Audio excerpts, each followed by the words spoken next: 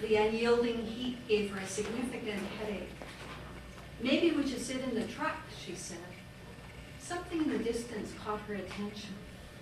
"Fawn, look over there." She pointed to a small moving ball of dust coming their way.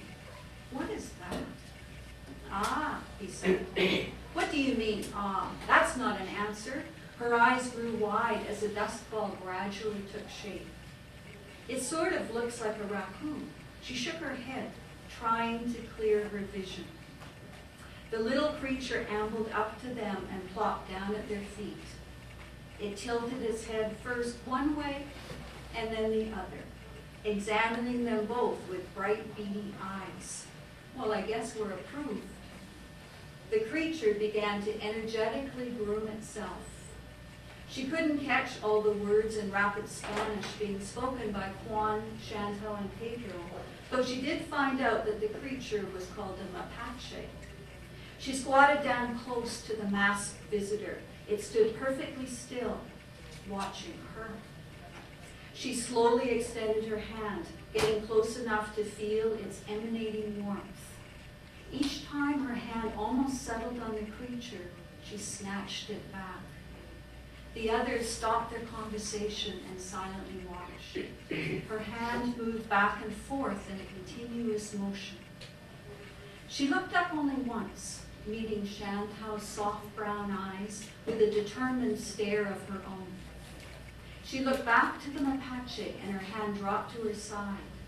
An overwhelming feeling of tiredness forced her to close her eyes. She saw a clear image of herself, smiling and petting the mapache. The tired feeling disappeared and she opened her eyes.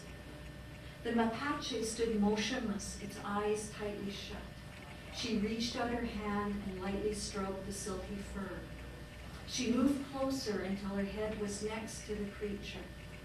They rested there for a long time, girl and mapache, in the heat and the dust.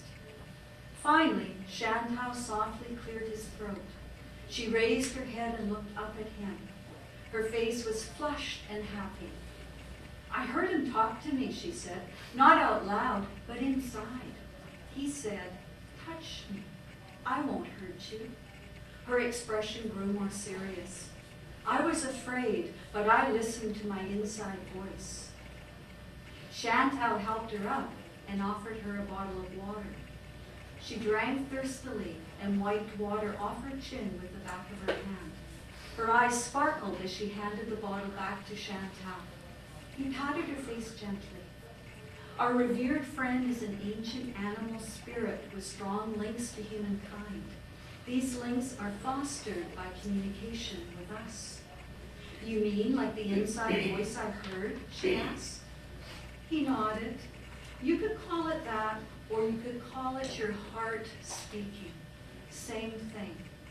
It's very subtle, this act of listening to your heart, and it is constantly challenged by the mind."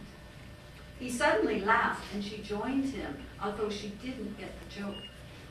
"The word mapache," he explained, comes from the Aztec word mapatli, meaning uses the hands and is masked. The mapache is a female energy, an old one who knows things and talks with spirits. Mapache also means she who watches. She squinted in the sun. "Watches what?"